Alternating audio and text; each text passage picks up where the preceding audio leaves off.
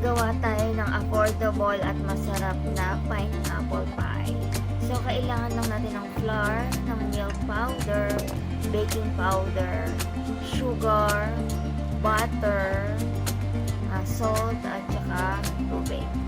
Ngayon, paghaluin natin yung dry ingredients, yung milk powder, flour, at saka baking powder. I-mix natin mabuti. Tapos, i-add natin yung sugar, salt, at saka water. Isawin yung sugar bago ihalo yung mixture ng harina. Halo-haloin natin hanggang makabuo tayo ng dough. Tapos, pagka nakabuo na tayo ng dough, i-add natin yung ating butter at i-mix lang din natin mabuti para mahalo ng mabuti yung butter sa dough mixture. Pagka sticky pa yung ating dough, pwede natin dagdagan ng harina. Ngayon, i-transfer natin sa cooling table para mas madaling mamasa or mainit. Pagka sticky pa siya, pwede natin dagdagan ng harina ng paunti-unti at masahin natin ng patuloy hanggang maging medyo okay na yung ating dough at hindi na siya mamasak-masak. So, continue lang, tapos hatiin natin siya into two. Ngayon, yung isang part is i-flatten natin siya. I-flat natin ng kung gaano yung kalaki ng baking pan natin. I-flatten natin siya ng rectangular size. And then, pagkatapos niya, i-transfer natin siya sa ating baking pan. Ayan, pagka-transfer sa baking pan, i-arrange lang natin mabuti. Tapos, alisin natin yung mga excess na dough sa gilid-gilid. And then, pagka na-alisin natin, lagyan natin ng butas or tusukin natin yung dough using na fork or yung tinidor. Tusukin natin. Para, kailangan yung butas na yan para pagka-binig natin, hindi siya yung bang loloko. Kaya kailangan yung tusok natin. And then, i-set aside natin. Tapos, yung isang dough na natira is i-flatten din natin siya ng rectangular. Kasi yan yung ating pang-cover mamaya sa ating gagawin. Pineapple pie. Yan yung cover niya. Tapos, i-set aside natin yung na-flatten natin.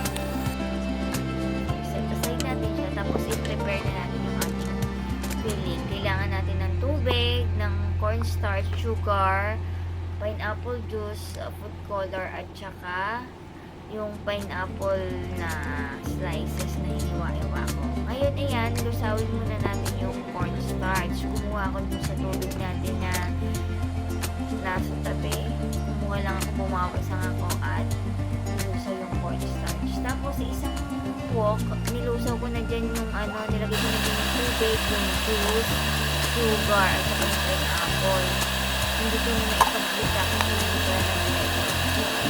Pagkakululo na yung ating ilalagay na natin yung ating cornstarch at patuloy lang natin yung hahaluin hanggang maging at low yung ating beer. So, ayan, 20 minutes na lang para siya mag-iilaw na sa wok natin. Kailangan. Tapos ngayon, okay na i-transfer na natin din sa ating dough na nasa pan. Tapos, kalat lang natin sa pan filling. And then, yung isang dough na itinagin natin, ito-cover natin. Para pang-kumot. Ito-kumot natin din. Tapos, i-arrange natin mabuti yung ating gilid-gilid. Hindi ko na pinutusok sa sayang yung dough. Tapos, i-egg wash natin yung ating dough. Kailangan lang natin ng 1 egg. Tapos, lagyan lang natin ng konting color para magkaroon ng kulay. Tapos, i-egg wash na natin yung ibabaw ng ating dough. I-cover natin mabuti. Diba? Ang ganda ng kulay ng color. Tapos, yan, bubutasin ulit natin. Using na fork or yung tinidor. Butasin natin. Cook natin ng holes para hindi siya lumobo pag ating ibig. Yan, i-bake natin siya sa 100 degrees Celsius for 20 to 30 minutes or maging golden brown siya. Tapos, palalamigin natin siya. Pag malamig na, yan, hatiin lang natin ng pa-triangle yung ating